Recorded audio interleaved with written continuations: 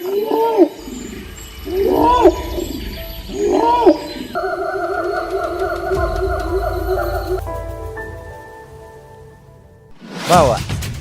manusia, satwa, alam, dan sekitarnya. Podcast ini diinisiasi Orangutan Information Center.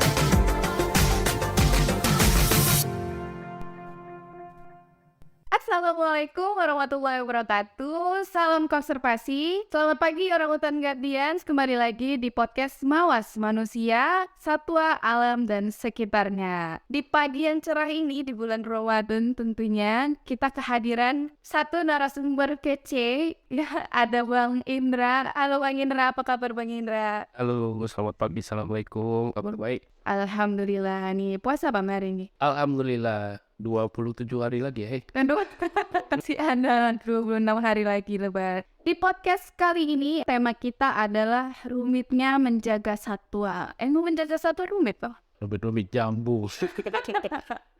Oke, daripada penasaran nih rumit atau enggak sih menjaga satwa, baik kita masuk aja ke podcast Mawas episode 6 ini.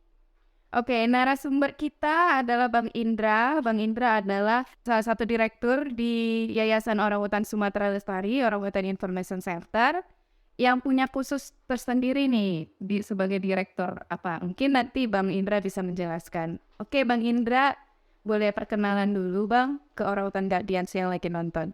Iya, nama saya M. Indra Kurnia, panggilannya Indra, di OIC sebagai Direktur Perlindungan Habitat dan Spesies. Itu. Oke, berarti spesifikasinya sebagai Direktur Perlindungan Habitat dan Spesies. Oke. Bang Indra kira-kira sudah punya pengalaman banyak lah di dunia konservasi ini ya Bang? Saya di dunia konservasi itu baru, kalau tidak salah per bulan Maret atau per April tahun ini baru 19 tahun. Baru 19 tahun. Saya harus ulang tahun ini. Iya, udah saya lupa masuk OIC itu bulan 3 atau bulan 4 di tahun 2004. Berarti tahun ini genap 19 tahun di Yayasan Orangutan Sumatera Lestari. Ternyata Bang Indra masih ABG ya. Oke, Bang Indra ada nggak pengalaman-pengalaman menarik Abang selama bekerja di konservasi? Sebelum pada posisi khusus menangani perlindungan spesies dan habitat, sebenarnya hampir seluruh program di OIC saya pernah jalani. Karena di 2004 itu kan mulainya sebagai volunteer sekitar 1 atau 2 tahun. Setelah itu baru menjadi staff di OIC, staff lapangan ya, field staff.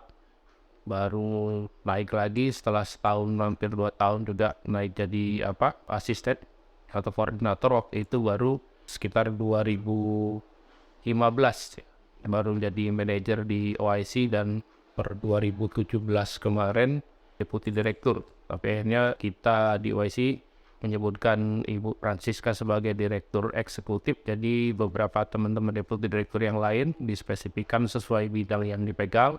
Saya sebagai direktur perlindungan spesies dan habitat. Jadi awal masuk OIC itu saya bergabung itu sebagai volunteer tuh, kegiatan OIC hanya satu, sesuai dengan brandnya kan. Sebenarnya kan nama lembaga kita Yayasan Orangutan Sumatera Lestari, cuma lebih dikenal Orangutan Information Center. Orangutan Information Center itulah program pertamanya OIC. Jadi bentuk kegiatannya itu lebih banyak kegiatan yang berkaitan dengan education, awareness, outreach ya. Jadi kita berkunjung ke sekolah-sekolah, ke desa-desa di sekitar kawasan hutan, sekolah dan desa di sekitar kawasan hutan, ataupun sekolah di kota. Waktu itu banyak di Medan, tapi untuk memperkenalkan kepada generasi muda tentang konservasi khususnya orangutan. Itu kan belum ada orangutan Tapanuli ya, masih orangutan Sumatera. Itulah kegiatan yang saya lakukan tuh, pernah di TPC Education and Awareness, pernah juga di tim Comdev Community Development mendampingi petani di desa. Waktu itu masih zaman 2011-2012 ada program namanya PNPM LMP, Pemberdayaan Masyarakat Lingkungan Mandiri Pedesaan. Jadi bagaimana masyarakat desa itu bisa berinteraksi positif dengan lingkungannya, dengan kawasan hutannya lewat pendekatan sustainable ya, keberlanjutan. Misalnya apa sih permasalahan di desa itu? Oh, banyak potensi ternak, tapi kotoran ternaknya tidak termanfaatkan. Kenapa nggak itu didorong menjadi energi terbarukan, misalnya semacam biogas. Kemudian desa itu ada kegiatan punya sungai yang bantaran sungainya itu cukup tinggi erosinya. Jadi kenapa nggak digalakkan kegiatan penghijauan desa, penghijauan bantaran sungai desa, jadi erosinya bisa dikurangi seperti itu. Jadi pernah di Education Awareness, pernah di Komdep. Setelah itu pernah di kegiatan restorasi pemulihan ekosistem. Itu cukup lama, dari 2012 itu di awal untuk itu. Kemudian pernah juga di patroli, kegiatan patroli ya, jadi kegiatan yang sekarang saya naungi kan, perlindungan spesies dan habitat, bentuknya kegiatan patroli. Kalau bentuknya survei-survei pasti sudah sering ya, survei riset gitu beberapa, walaupun tidak intens, tapi kegiatan survei yang dilakukan OIC itu pernah. Malah saya tidak pernah bergabung sebagai, di OIC itu kan ada tim penanggulangan konflik manusia dan orang hutan tuh, Human Orang Hutan Conflict Response Unit. Saya tidak pernah merasakan ya bekerja sebagai tim penanggulangan konflik. Tapi sekarang tim itu, tim Hopru tadi itu di bawah saya gitu. Karena kan perlindungan spesies dan habitat. Untuk perlindungan spesies tadi pendekatannya ada lewat patroli gitu kan, lewat penanggulangan konflik. Kemudian perlindungan habitatnya dari mana? Itulah lewat restorasi pemulihan ekosistem. Kemudian patroli juga kan, kita melindungi kawasan hutan. Itu jadi bagian kegiatan saya. Ternyata banyak ini pengalaman Bang Indra. Itu hampir semua program OIC berarti Abang pernah masuk ya. Ini kesempatan nih buat yang banyak tanya nih. Oke, karena Bang Indra bekerja fokus di spesies dan habitat, kira-kira selama menjalani tugas itu apa Bang kesulitan-kesulitan yang Abang hadapi selama menjalani tugas? Kalau bicara perlindungan spesies dan habitat itu, kesulitan yang dihadapi di lapangan pastinya ancaman terhadap kawasan hutan, terhadap spesies juga, habitat dan spesies tadi, misalnya ancaman aktivitas manusia ilegal. Walaupun saya tidak sering ikut patroli gitu kan, hanya beberapa kali, tapi kan kita memahami teknis di lapangan seperti apa. Dan kalau ada teman-teman patroli, dulu waktu saya manajer membawahi patroli, itu kan teman-teman misalnya berangkat melaporkan, oh kami mau masuk, startnya mulai patroli dari daerah resort ini gitu. Kita kan kebanyakan patroli di awal tuh di Taman Nasional Gunung Loser. Jadi kalau saya belum pernah kenal daerahnya, saya akan ikut. Gitu juga kalau misalnya mereka pulang patroli gitu kan. Mereka pulang patroli, ada yang lapor tuh, kami keluar nanti dari resort ini. Saya belum pernah tuh Chris gitu, saya akan ikut. Jadi saya tahu setidaknya kondisinya dari pintu-pintu masuk yang punya ancaman aktivitas ilegal manusia gitu. Pertama kali patroli OIC itu bulan Desember 2013. Tidak ikut patroli, tapi kita kan sebagai manajer project atau program yang membawa itu tuh punya rasa tanggung jawab terhadap tim kita. Nah, sehingga saya dapat laporan sebelum maghrib bahwa tim patroli pertama kali patroli tersesat. Di hutan. Tersesat di hutan. Saya lupa di resort Bekantan kalau saya nggak salah waktu itu. Jadi di tim patroli sesat gitu. Jadi seharusnya tim itu bertujuh, bisa jadi 2 tim. Jadi yang satu tim itu dapat sinyal, bisa menelpon ke saya, ketua timnya ya dari KNGL, istilahnya 5 Baorok. Ditelepon, Bang Indra, ini kami pisah nih sama tim gitu kan. Loh kok bisa pisah? Iya, kami jalan agak jauh, ada kabut kan gitu. Jadi kan nggak apa tuh di depan atau di belakang. Oh, karena ada kabut. Nah, ada kabut. Jadi begitu ada persimpangan, yang satu beloknya ke kanan, satu belok ke kiri gitu. Jadi satu yang pegang GPS, satu yang bisa nelpon gitu. Nah yang jadi panduan sebenarnya kan yang bisa pegang GPS tuh. Pegang GPS kalau di arahnya kemana-kemana. Sementara yang nggak ada pegang GPS kan nelpon nih, dapat sinyal ya. Kami pisah nih gimana gitu. Nah itu waduh, ini kalau misalnya kejadian teman-teman nggak ketemu atau nggak keluar, kan punya tanggung jawab mana dengan timnya gitu. Gimana kita ya dengan TNGL sebagai mitranya seperti itu. Habis itu udahlah, saya pasrahin, saya sholat maghrib. Begitu selesai sholat, assalamualaikum, baca doa, nggak berapa lama duduk, dapat telepon lagi. Alhamdulillah Bang, kami udah ketemu kan ya. Waduh, saya tenang. Ini patroli pertama tuh. Pertama kali yang apapun enggak? Iya. Jadi dari situ kan akhirnya kita punya inisiatif bagaimana ke depan melengkapi komunikasi teman-teman yang kadang pisah tim kecil gitu ya. Jadi dulu sempat ada pakai HT ya, ini talkie, jadi jarak-jarak 1 kilo pisah gitu ya. Kadang di hutan tuh 100 meter aja kalau udah pisah dan kita manggil nggak ada saut aja, itu aja udah pon. Kemana nih tim dalam? Kemudian makin kemari kita lengkapi dengan satelit ya, supaya bisa juga komunikasi, karena nggak semua kawasan hutan itu bisa mudah untuk berkomunikasi dengan HP biasa seperti itu.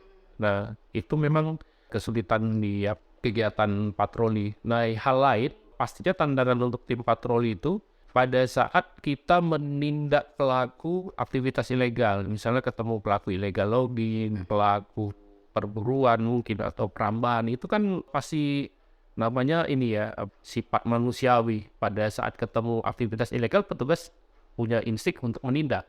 Si pelaku punya insting untuk melawan. Nah, itu menjadi tantangan gitu. Beberapa kali saya menjemput tim patroli itu, mereka pas menangkap pelaku perburuan. Pelaku perburuan dulu tuh di wilayah Besitang, perbatasan dengan, dulu masih ada Resort Tenggulun, sekarang kan sudah bergabung ke Resort Sebetung ya, perbatasan dengan Aceh Tamiang itu. Ada 2 atau 3 kali saya menjemput tim patroli itu, sempat tuh tim kita ada tembak-menembak juga dengan pelaku. Sempet tembak-menembak juga, Pak? Iya, tembak-menembak dengan pelaku. Itu kondisinya, posisinya di dalam hutan? Di dalam hutan, tembak-menembak, dan ada pelaku yang melawat gitu kan. Tapi di balik kesulitan itu juga ada kadang kita jumpai memang mungkin faktor ekonomi. Jadi orang yang masyarakat itu melakukan perburuan pada saat digali, modusnya seperti apa, kenapa dia melakukan itu. Ternyata ada muncul kepolosan-kepolosan itu di situ yang kadang kita sedih, kadang juga kita merasa lucu ya gitu. Karena pernah satu masyarakat itu dari Tenggulun, pada saat ditangkap patroli, dia kan sudah mikirnya nih kalau ketangkep sama polisi aja mungkin dikebukin gitu, ada segala macam gitu. Jadi pada saat saya jemput itu, kita berhenti di daerah Berandak untuk makan malam. Nah, kan dilepas borgolnya, makanlah dia. Kemudian bajunya basah, dibelikan baju oleh tim kita gitu kan ke Indo atau apa. Sempet kita Ya. belikan baju copot. Bajunya ini kan basah, dibelikan kaos gantinya karena kan punya tim juga sudah kotor kan semua. Dan kita yang jemput kan tidak bermalam ya, udah berangkat. Jadi sampai di kantor Balai Besar TNI di Medan, menghadap ke PPNS, penyidik pegawai negeri sipil ya, penyidik itu foto dari TNGL. Setelah diinterogasi segala macam, sudah buat berita acaranya. Pasti kan dia masih takut-takut tuh. Kita ngobrol sama dia juga kita tawari, Pak minum kopi Pak gitu kan.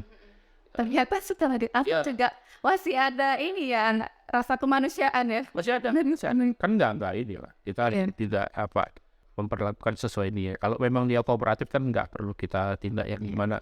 Nah, itu yang 2 hal yang lucu tuh. 2 tim berbeda. Yang satu pada saat ditangkap tuh spontan dia bilang, begitu kita tawari kopi, saya belum pernah Pak ke Medan. Gara-gara ketangkap ini saya bisa jadi ke Medan. Bisa jadi ke Medan ya. Iya. Kemudian ya saya enggak saya pikir kan kalau ditangkap polisi itu naik mobil yang itu tuh Pak, pakai di belakang ya. Iya, yang ada. Ini saya naik mobil Innova. Naik mobil Innova. Kayak itulah sikap polosnya ya. Iya, itu tadi maksudnya kita ketemu masyarakat memang faktor ekonomi dan sikap polos, tapi akhirnya bisa jadi mitra kita gitu. Kita memberikan sosialisasi bahwa Pak ini tindakan ilegal, Bapak nggak boleh lagi melakukan perburuan. Waktu itu kan memberikan shock terapi aja, diinterogasi penyidik, akhirnya kan kadang ada yang dijemput kepala desanya atau kita alter balik ke rumahnya gitu kan. Besok-besok dia kenal kita pada saat lewat situ, tanya, dan kadang dia juga bisa, ya dalam tanda kutip, bisa menjadi informan kita kalau ada aktivitas ilegal lain. Jadi dia sudah sadar, itu pelaku yang Itu benar-benar udah tahu Bang pelakunya. mudah-mudahan, karena informasi terakhir dia masih komunikasi dengan ketua tim kita waktu itu, salah seorang kepala riset di TNGL. Gimana Bang kabar itu, abang itu? Wah, dia masih ada komunikasi kemarin gitu, udah inilah gitu, baik dan segala macam. Nah, terus yang tim yang lain di kejadian yang sama nih, kan ada dua tim berbeda nih, yang tadi perorangan, yang satu lagi tuh beda tim, berdua dia begitu ditangkap gitu kan, habis interogasi ditawari kopi tuh, tapi mungkin masih ini ya karena shock itu kan, jadi nggak semangat. Bang kopi Bang, nggak lah Pak katanya gitu. Kenapa Bang? Nggak apa-apa Pak. Gitu. Tapi kan dia lihat bungkus kopi itu ada tulisan kopi Gayo segala. Terus dipegang-pegang bungkusnya. Pak kalau ini boleh Pak. Ya.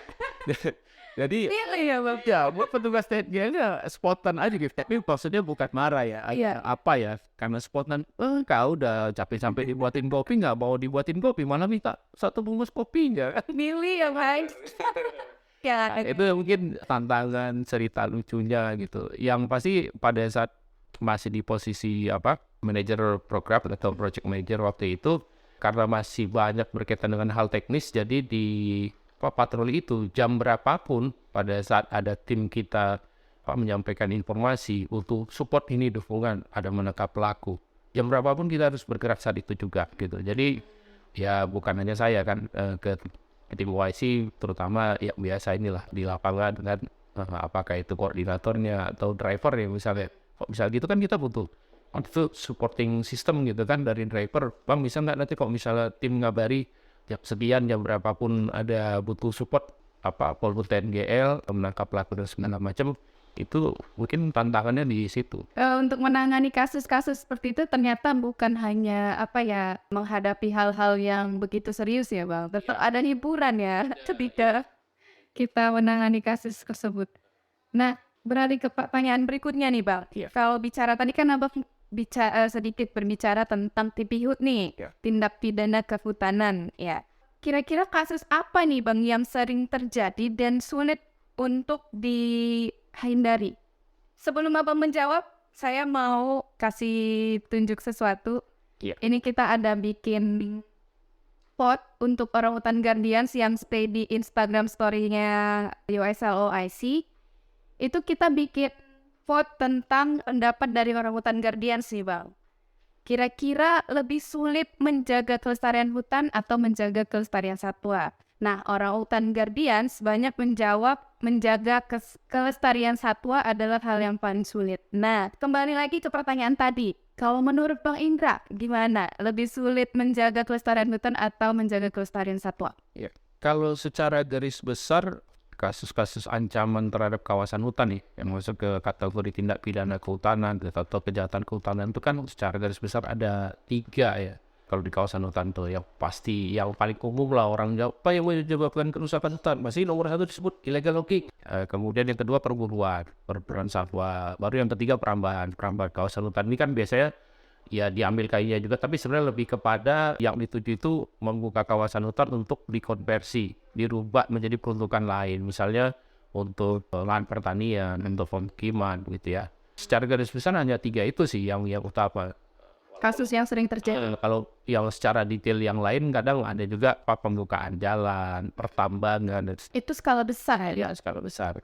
Tapi yang paling sering kalau bicara patroli, 3 itu yang sering dijumpai temuan aktivitas ilegal di dalam kawasan Illegal logging, pembukaan, perburuan satwa, baru perambahan. Berarti perambahan ini poin terakhir. Nggak bisa juga dibilang paling rendah. Tiap daerah itu punya ancaman yang beda-beda sesuai dengan kemudahan akses dari masyarakat atau manusia terhadap kawasan hutan. Ada mungkin kawasan hutan yang dilihat adalah potensi kayunya banyak, di dalam banyak kayu-kayu besar. Pasti di situ akan lebih tinggi illegal loggingnya, apalagi didukung dengan misalnya ada sungai yang untuk memudahkan transportasi mengeluarkan kayu.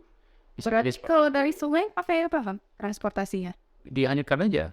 Kayunya dihanyutkan? Dihanyutkan aja. Ada juga kadang yang kalau sungainya cukup lebar itu teman-teman di lapangan ada juga yang dibantu dengan perahu ya. Sejauh ini ada sih yang ketemu itu dibantu dengan ditarik kerbau. Tuh ada juga. Saya pernah lihat tuh Bang di Instagram. Nah itu dia.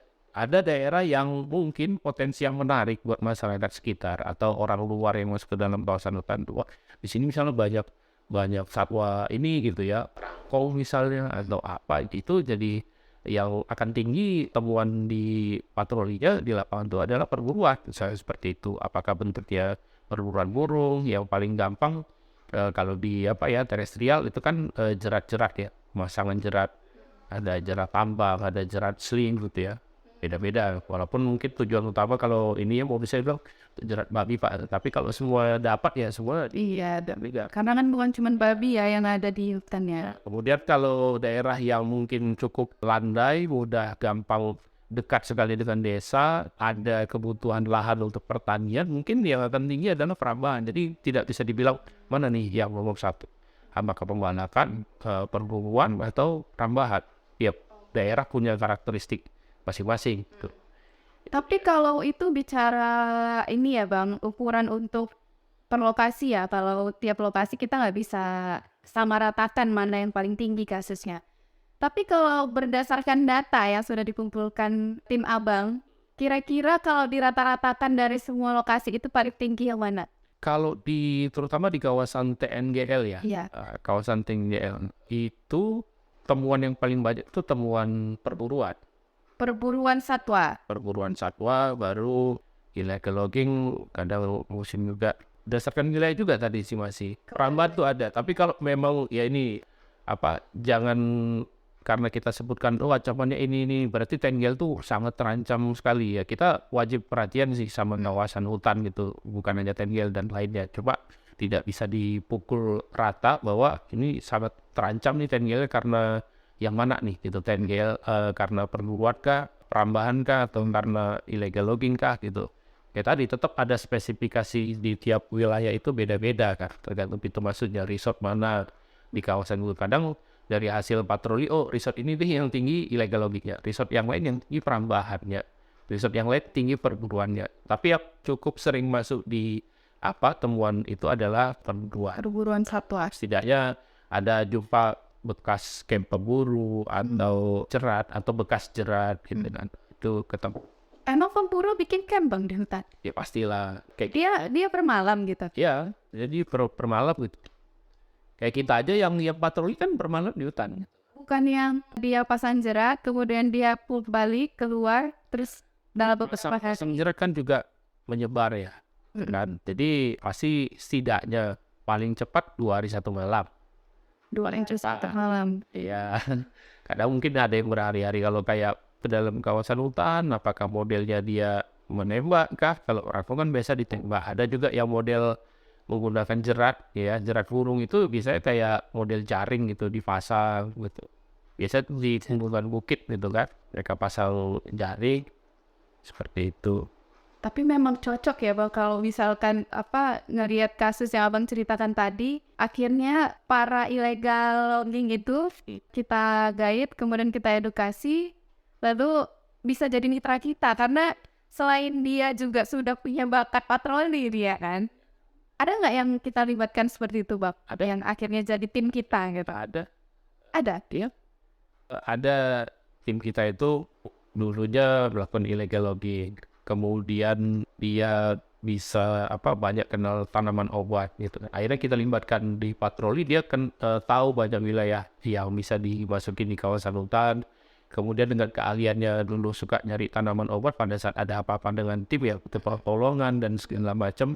Ya dia pertolongan pertama ya, bisa mengobati tim gitu kan. Ya ada gitu. Cukup banyak sebenarnya, ya itu tinggal balik lagi bagaimana kita bisa menjaga konsistensinya dia, komitmennya dia untuk tobat tadi ya.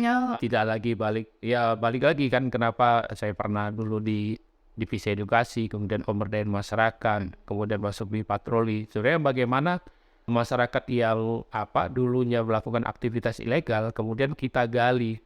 Kenapa alasannya dia masuk ke dalam kawasan hutan? Kalau faktor ekonomi, apa yang dibutuhkan? Potensi apa sebenarnya yang ada di desa sampai tidak harus masuk ke kawasan hutan? Itu yang perlu dikembangkan gitu. Potensi-potensi di masyarakat, apakah potensi komoditi pertanian ya kah gitu kan? Ataukah jasa lingkungannya seperti itu? Atau ada potensi wisata? Jadi kita mendorong masyarakat nggak perlu capek-capek jauh-jauh ke dalam kawasan hutan yang ya mungkin bisa jadi hasilnya banyak tapi cepat habis juga gitu kan, hasilnya nggak seberapa, resikonya tinggi, tapi jauh gitu. Kayak pertanian, kenapa harus merambah kawasan hutan? Ternyata alasannya dengan menambah membuka lahan kita bisa meningkatkan produktivitas pertanian. Mindsetnya rata-rata seperti itu. Sebenarnya kan bisa dilakukan intensifikasi lahan ya, bukan ekstensifikasi. Intensifikasi berarti dengan lahan yang ada itu bagaimana katakanlah lahan 1 hektar produksinya itu bisa lebih Banyak. gitu daripada nambah lahan. Ternyata setelah buka lahan butuh modal besar untuk mengolah tanahnya lagi, kemudian jarak dari kampung jauh ya, transportasi yang mengeluarkan komoditi pertaniannya setelah lokasi itu misalnya berubah jadi lahan pertanian, kan resikonya mungkin itu yang belum dipahami masyarakat soal hitung-hitungan secara ekonomi dan manfaat, lebih kepada mengejar ya kita butuh lahan berapa aja lahannya. Tapi kan ada imbas kayak tadi ya, desa dekat dengan kawasan hutan dulunya misalnya habitat satwa liar, gara-gara ada perambahan yang dulunya dia bermain di situ, kan dia ikatnya di situ aja daerah jalannya. begitu dibuka jadi lahan pertanian, masuk kembali ke misalnya contoh harimau atau gajah. Nah, dia kan terjadi konflik manusia dan satwa liar. Betul. Nah, itu dia. Berarti masih pemikirannya masih ini pengennya langsung gede nih, padahal ada hal yang sederhana bisa dikembangin gitu ya Bang. Oke, itu mungkin bicara apa ya, kalau misalkan dengan masyarakat mungkin adanya apa kerjasama ya bisa dibilang ya Bang dengan masyarakat lokal. Nah, ini ada Dia dijawab tuh. iya betul, pertanyaan netizen. Lebih sulit mana nih, menjaga kelestarian hutan ataukah menjaga kelestarian satwa? Saya nggak bilang bakal menjawab lebih sulit mana, tapi kalau disuruh memilih, pilih mana? Menjaga kelestarian hutan atau menjaga kelestarian satwa? Seharusnya dua-duanya dijaga. Tapi kalau disuruh pilih, Iya. kalau saya secara pribadi menilainya, yang lebih diutamakan adalah menjaga kawasan hutannya. Oke. Ya, saya menganalogikan gini nih, hutan itu rumah, teman tinggal. Satwa itu adalah isi rumah. Kita kan berarti harus menjaga rumah. Mau masuk rumah itu ada pintunya mungkin ya katakan minimal 2 ya. Pintu depan, pintu belakang gitu ya. Pintu dari ruang tamu, pintu dari dapur gitu seperti itu. Pokoknya sekeliling rumah lah. Kita anggaplah hutan itu seperti rumah tadi. Kalau kita bisa menjaga pintu tadi, dari hutan tadi, dari orang tuh tahu pintu-pintu masuk ke dalam kawasan hutan, jalan-jalan setapaknya ya, akses ilegalnya tadi ya, untuk melakukan kegiatan yang lain itu bisa dijaga, otomatis isi rumahnya nggak akan hilang dong, ya kan? Kalau misalnya kita ada pintu gitu, minimal lupa kunci, ada yang, ya itu masuk pengalingnya, diambillah televisinya atau barang berharga lainnya, emas, bangun dan segala macam. Kalau misalnya itu diibaratkan satwa ya, akan hilanglah isi di dalam rumah itu gitu. Ya, jadi hutan juga gitu, kalau disuruh memilih, utamakan dulu menjaga atau melindungi kawasan hutannya. Kalau itu bisa dijaga, akses-akses ilegal, ancaman dari aktivitas manusia itu bisa dijaga dari luar, otomatis satwanya akan terjaga gitu. Isi rumahnya Ya rumahnya akan terjaga. Kalau pintu masuknya banyak pintunya, orang mengakses ke dalam kawasan hutan ya gimana, enggak perburuan tinggi kemudian sakwanya dibawa keluar kan. Itu sih yang utama, menjaga rumahnya itu, hutannya dulu. Kalau itu bisa dijaga, pasti satwanya nggak akan keluar, akan lestari juga. Itu dia. Sudah terjawab nih ya Orangutan Gandias nih pertanyaannya. Jadi kalau bisa kita tuh mengutamakan habitatnya, karena mau bagaimanapun habitat kita jaga, otomatis isi dalamnya juga akan terjaga gitu ya Bang. Oke, lanjut ke pertanyaan berikutnya nih Bang. Kebetulan Bang Indra pada saat hari World Wildlife Day yang kemarin, Bang Indra sebagai pengisi dari peringatan Hari Satwa Liar, Alam Liar Sedunia. Nah, jadi merujuk pada temanya nih Bang, Partnership for Wildlife Conservation. Bagaimana realitas kerjasama yang saat ini terjadi di dunia konservasi Bang? Iya, tidak bisa dipungkiri, bukan tidak sama sekali ada kerjasama. Ada, kita sudah bekerja sama dengan berbagai pihak gitu kan. Buktinya kita punya kerjasama ya dengan katakanlah OIC ini cukup punya banyak kerjasama nih dengan UPT KSDAI di bawah Kementerian LHK aja, ada dengan Balai Besar TNGL, Balai Besar KSDA Sumatera Utara, Balai KSDA Aceh gitu kan. Kemudian di tingkat lokal provinsi kita punya kerjasama dengan Dinas Lingkungan Hidup Kehutanan Provinsi Sumatera Utara dan KPH-KPH-nya, dengan Dinas Lingkungan Hidup Kehutanan Provinsi Aceh dan KPH-nya juga ya, walaupun nggak seluruh KPH kan, berdasarkan program kita ada di daerah mana secara spesifik. Jadi sebenarnya itu sudah terbangun gitu kan, kerjasama dengan pemerintah, sudah dengan akademisi. YC punya program beasiswa peneliti orang hutan, kemudian banyak pernah memberikan kuliah umum di kampus dan segala itu kan, berarti sudah bentuk kerjasama NGO kepada pemerintah, sudah NGO dengan masyarakat, dengan akademisi sudah, NGO dengan masyarakat lewat program pemberdayaan masyarakat kita sudah juga gitu kan. Nah, tapi memang kan itu belum seperti yang saya sampaikan kemarin pada saat peringatan Wildlife Day itu kan ada konsep pentahelix yang mau dibangun. Di situ ada pemerintah sebagai pemangku kebijakan, kemudian ada akademisi yang mungkin bisa menjadi rujukan atau referensi kita secara ilmiah kan pada saat mau melakukan kegiatan atau tindakan apa. Kemudian ada dunia usaha, nggak bisa dipungkiri secara ekonomi perusahaan atau dunia usaha itu kan cukup banyak berkembang di wilayah-wilayah kawasan hutan, bentuknya apakah konsesi, hak guna usaha gitu ya, baik itu perkebunan, pertambangan gitu ya, bentuknya HTI atau HPH dan kegiatan yang lain. Kemudian ada media juga ya, media, kemudian NGO atau masyarakat kita. Itu kan NGO juga bagian dari masyarakat seperti itu. Nah, misalnya kerjasama NGO dengan pemerintah sudah ada, NGO dan akademisi sudah ada. Tapi kan kalau bicara secara keseluruhan, melingkupi 5 ini gitu, itu mungkin masih parsial-parsial dia, belum secara utuh gitu. Nah, ini yang apalagi dengan masyarakat. Terkadang kita bilang kerjasama atau kolaborasi dengan masyarakat, tapi belum seutuhnya itu berjalan dengan baik. Artinya masih ada aktivitas ilegal yang dilakukan oleh masyarakat. Masih ada masyarakat yang belum tahu kenapa hutan dan satwa itu harus dilindungi. Kemudian belum banyak juga kampus ya atau dunia pendidikan terutama akademisi yang bisa berkontribusi banyak juga memberikan masukan-masukan terutama kepada pengambil kebijakan di pemerintah, semacam rekomendasi apa baik buruknya dari sebuah kebijakan yang diambil itu. Jadi belum ada yang memang secara utuh duduk bersama menghasilkan sebuah aksi bersama, memang betul-betul kolaborasi dari 5 komponen ini gitu kan, untuk bisa melakukan upaya konservasi terhadap kawasan hutan dan satwa liar tadi. Ya itu kan bicara komponen ya yang terlibat.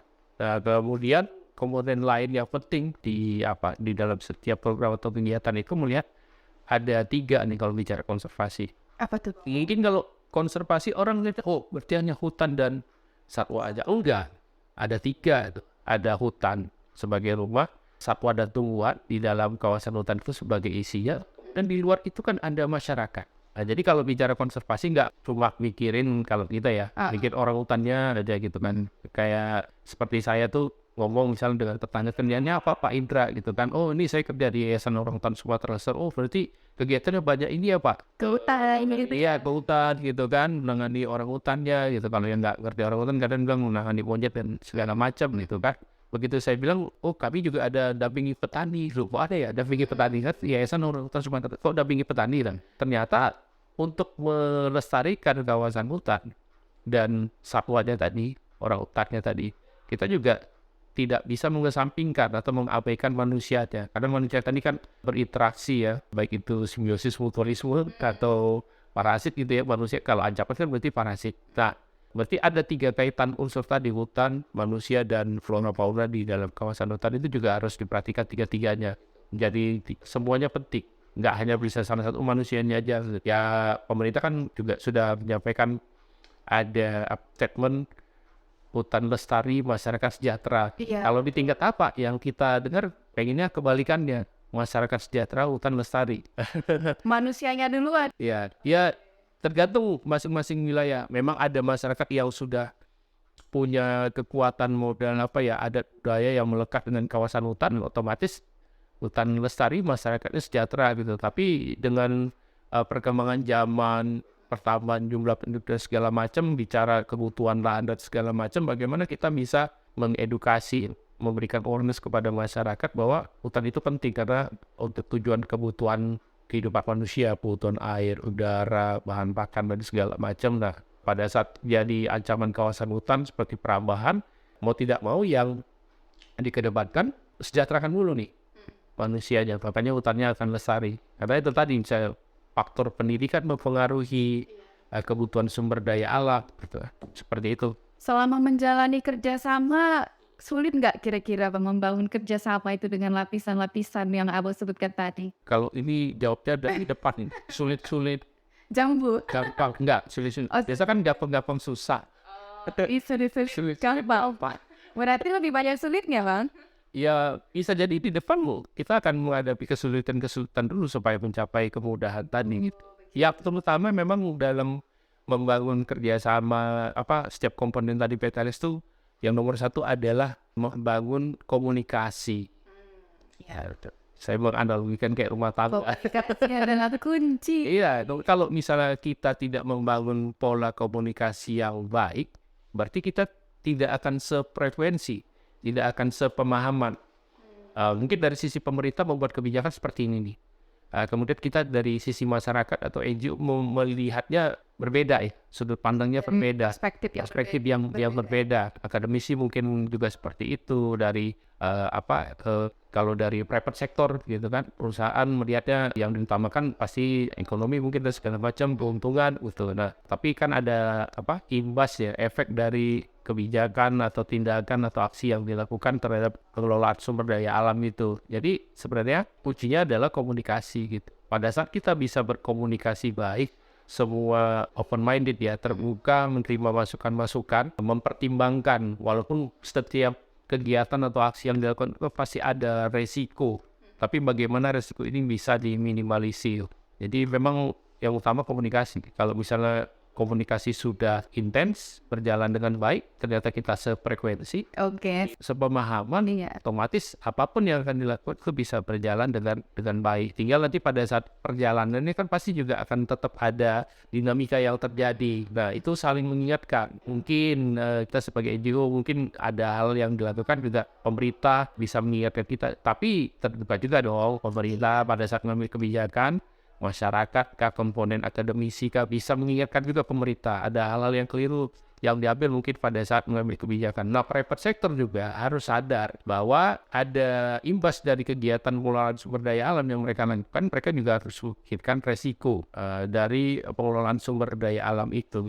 Nah, peran juga yang lain, teman-teman media, bagaimana ini bisa mempublikasikan hal-hal yang baik, hal-hal positif ya harus terbuka kan. Namanya keterbukaan, publikasikan, menginformasikan yang benernya, yang baiknya, yang salahnya gitu ya. Tidak ya itu tadi, terkadang kan hanya kita lupa hanya menjadikan referensi hanya satu pihak saja gitu. Sementara tidak konfirmasi ke pihak lain. Itu dia yang diperlukan. Oke. Jadi menurut Abang nih, upaya kerjasama yang dilakukan ini sejauh ini kira-kira sudah mencapai goals untuk kelestarian spesies dan habitat belum, Bang? Upaya kerjasama kita yang kita lakukan selama ini. Saya nggak berani bilang sampai goals-nya gitu. Tapi kita sudah berupaya ya membangun kerjasama dengan semua komponen ini gitu kan. Tinggal bagaimana lagi melihat apakah setiap komponen tadi yang bicara membangun partnership pentahelix tadi, kita balik lagi ke ini nih, ke masing-masing komponen tadi. Benarkah yang dilakukan NGO itu sudah efektif, sudah maksimal? Benarkah kebijakan yang dibuat pemerintah itu sudah baik? Benarkah yang pengelolaan sumber daya alam dilakukan oleh private sector itu sudah baik? Benarkah atau sudah banyak berkontribusikah misalnya akademisi ya dalam upaya memberikan rekomendasi atau referensi yang berbasis ilmiah terhadap tindakan-tindakan yang kita lakukan gitu. Bagaimana masyarakat sendiri gitu. Sudah banyak belum dilibatkan atau dia hanya cuma ditempelkan aja melibatkan masyarakat. Jadi masih banyak PR yang harus kita lakukan, kita perbaiki dalam upaya konservasi hutan dan satwa liar ini gitu. Oke. Jadi kalau misalkan kita bicara kemitraan atau kerjasama nih Bang, mungkin kalau kerjasama dengan pemerintah atau dengan NGO lain atau media yang memang sepemahaman itu mudah gitu ya, lumayan mudah. Tapi kan tantangan terbesar itu sebenarnya ke masyarakat ya. Untuk membangun kerjasama dengan masyarakat itu kan harus sepemahaman dulu, ada nanti cekcok yang nggak bisa menerima apa yang kita jelaskan gitu kan, itu menjadi kesulitan gitu Bang. Jadi kira-kira kalau dari Bang Indra sendiri, kesulitan apa sih yang sering dihadapi ketika kita mau membangun kerjasama dengan masyarakat? Kesulitan yang paling sering itu menjadi konflik sosial pada saat melaksanakan program-program yang berkaitan dengan konservasi itu soal pola pikir yang berbeda ya. Kita dari luar wilayah masuk ke satu wilayah desa, dengan pola pikir kita yang sudah kita bawa dari luar, kemudian masyarakat mungkin sudah punya adat budaya, kemudian pola pikirnya yang berbeda juga. Jadi yang paling penting balik lagi tadi bicara komunikasi. Jadi pada saat melakukan satu program di satu wilayah desa, itu kita harus ada komunikasi dulu dengan masyarakat. Apakah bentuknya sosialisasi, menggali informasi dari masyarakat. Jangan sampai yang kita lakukan ternyata masyarakat di sana nggak butuh gitu. Iya. Dan jangan juga program itu adalah berdasarkan keinginannya, maunya kita. Kita boleh misalnya pengumpulan data sekunder nih sebelum datang ke satu desa. Kita cari tahu dulu secara administratif desa itu potensi komoditinya apa, potensi sumber daya alamnya apa segala macam, boleh itu menjadi informasi awal kita ya, data sekunder tadi. Tapi pada saat penting untuk turun langsung ke masyarakat, terjun ke masyarakat, komunikasi dengan masyarakat, menggali informasi apa saja sih aktivitas yang mereka harian di sana, bagaimana interaksi mereka selama ini dengan kawasan hutan, dengan satwa liar, gitu. Itu perlu kita gali. Jadi itu akan menjadi menentukan masuk ke yang tadi itu bisa membangun kegiatan secara kolaboratif, bahwa inisiatif itu datangnya dari masyarakat, bukan apa yang kita bawa. Kita boleh bawa ide dari data sekunder kita untuk menjadi dasar kita masuk ke satu desa gitu kan. Jadi pada saat melaksanakan programnya itu kan harus ada koordinasi sosialisasi dengan masyarakat. Hasil itulah nanti yang akan dirangkum atau digabungkan. Ternyata yang sudah kita susun kemarin ini ada yang perlu diperbaiki dari pertemuan dengan masyarakat, butuhnya ini, dan kalaupun ada interaksi yang cukup tinggi dengan kawasan hutan dan satwa liar di desa itu, hal apa yang bisa kita lakukan supaya masyarakat interaksinya positif bukan negatif dengan kawasan hutan dan satwa liar. Ya, mungkin penggalian kearifan lokal itu juga penting. Betul dia. Oke, ternyata memang membangun komunikasi ini gak mudah gitu ya Bang. Karena banyak tantangan, bahkan mungkin ke pasangan sendiri juga membangun komunikasi itu Tiap hari. gitu ya. Tiap hari lah gitu ya. Jadi itu gambaran kecil mungkin, apalagi ini membangun komunikasi dengan masyarakat luas, apalagi masyarakat yang berdampak langsung terhadap kelestarian hutan mungkin ya Bang, bisa dikatakan seperti itu. Jadi kunci dari kelestarian, kunci dari pemahaman kita itu sebenarnya di komunikasi gitu ya Bang. Untuk membangun komunikasi, baru kita bisa mewujudkan tujuan kita yaitu kelestarian hutan dan satwa tadi.